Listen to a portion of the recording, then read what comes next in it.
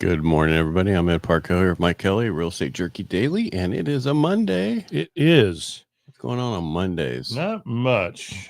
I surfed the little inner Googles and found not much of anything of interest other than the same stuff we kind of talked about last week, the 5 most wonderful cities to live in California and the golden gems and all that stuff, which we've talked about before.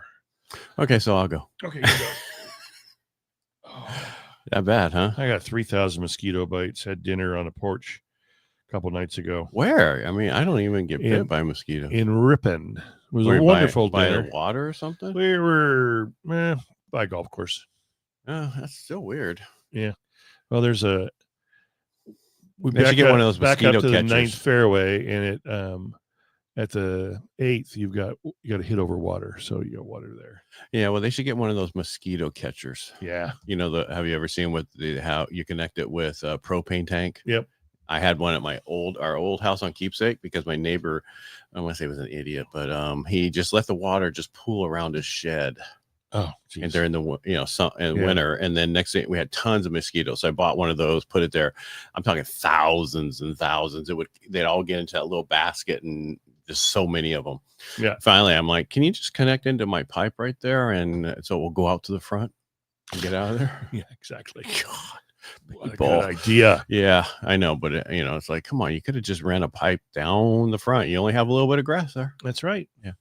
All right, let's move on. Enough bitching about neighbors. Yeah.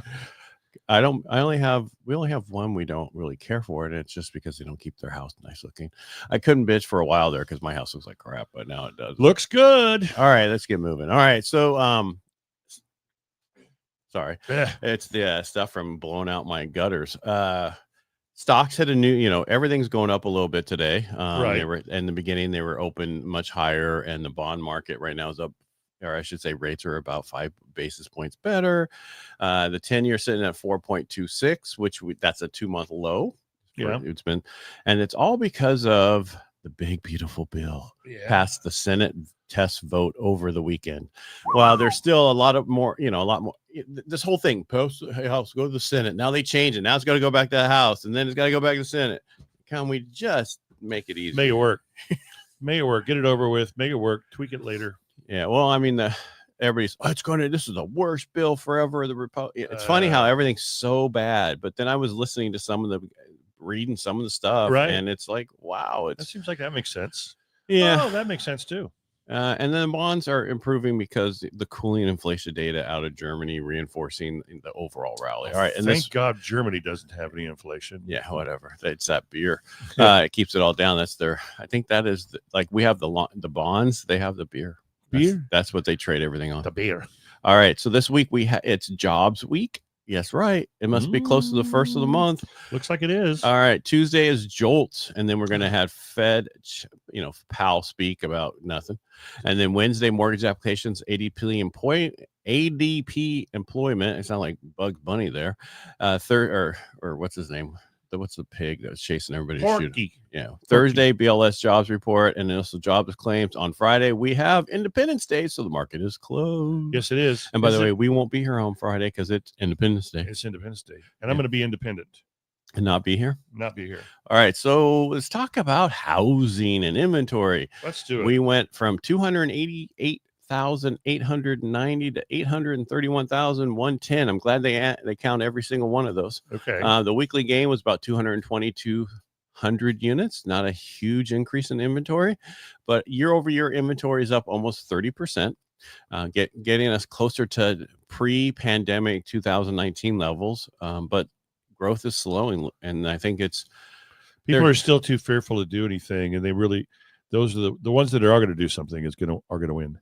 That, and also, rates did improve a little bit last week, but not a ton. I don't know about you, but I had so many calls this weekend. I'm like, we need to plan to go out of town every month. That's the golden rule. Well, if things are slow, pretend like you're going on vacation. Well, no, a bunch of people have had family thing that finally can't wait any longer. Yeah. That's abusive relationship. They're finally getting out of that relationship. And I mean, 2.5% interest rate, that abusive relationship. Also, around the 4th of July, we normally see a slowdown for a couple of weeks, especially with the data that comes out. So we're not going to see much. So that's just kind of how that works. Vacation. And this week's weird because it's on a Friday. So that means people are probably going to take into next week off to get even extra time so that they don't have to pay for, all those extra things. All those things. All right. Let's see what else I want to talk about. The biggest thing they're saying is high income buyers, tech, medicine, law are insulated from job softness. We kind of know that those are the jobs you always want. And AI is not going to really affect the medicine and law profession to a certain point. To a certain point, I don't want to rely on a computer to tell me whether or not I can do something. I want somebody else to check it out for me. Yeah. Hey, is this true? Can I do this? That's right. FHA is cutting 12 mortgage policies. These are rules around appraisals, flood zones, and underwriting staffing. Like you have to have so many underwriters on your staffing. Before they didn't like part-time underwriters. Now you can. The goal, cut red tape, streamline loan origination, reduce unnecessary inspections. That's a wonderful thing. That also could help affordability because if FHA loans stay competitive in high-cost lending environment, it's better loan, especially with people with a FICO score under 680. Ooh. Delinquency. Diana Olick. Remember her from CNBC? Yeah. The one that always says when the Where's market. she now? She's still over there.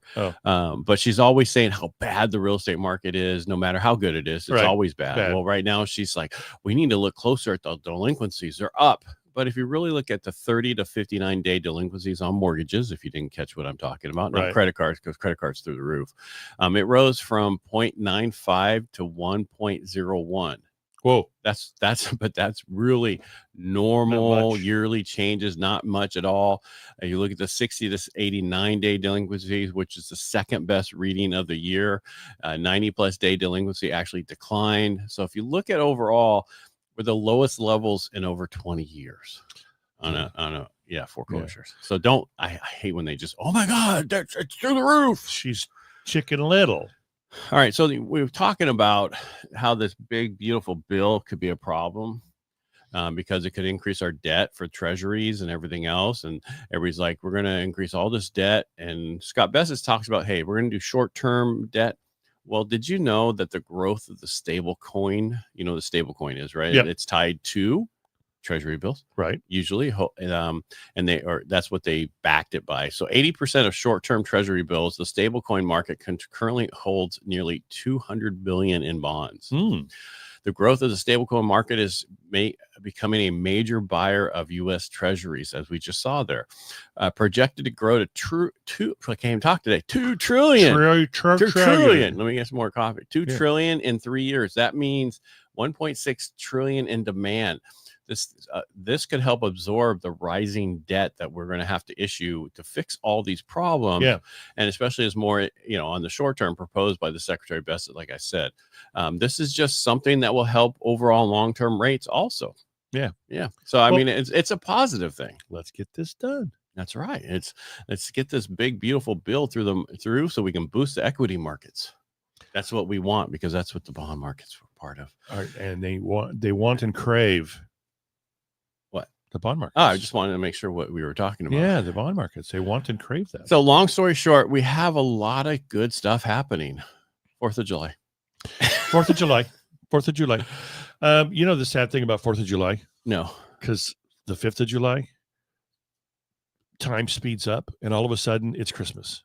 Is that what it is? Oh, man. Every single year, if I haven't been in the pool 17 times by 4th of July, I probably won't be in the pool at all. I'll be too busy and time flies and all of a sudden you're like, I gotta buy Christmas presents again. Well, the only thing I don't like about 4th of July is it usually starts our heat wave. And we're not there. It's teasing us this year. Yeah. It's going to be 90 on Saturday, 88 on Friday, 90 Sunday. As of right now. That's a pleasant parade. That's a perfect pool day for me. And Mark's like, it's too cold. It's too cold. Am I blurry today? Yeah, a little bit.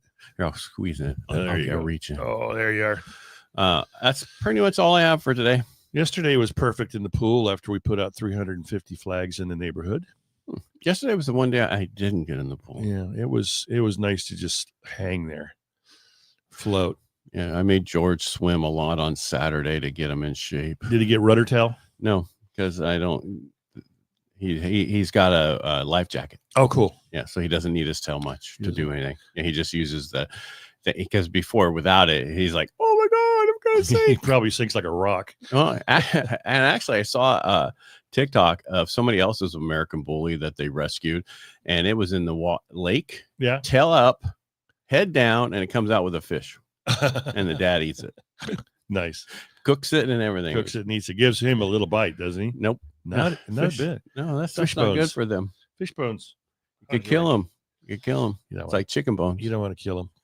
All right, that's all I have. Let's call it a day. I had nothing, but I talked a lot. Yeah, good. Yeah, like I normally do. All right, kids. Making a great Monday. Go out there and sell anything. Just get into contract. It's happening. People are looking. Yeah. Let me speak real quick. 618 Brady is now back on the market.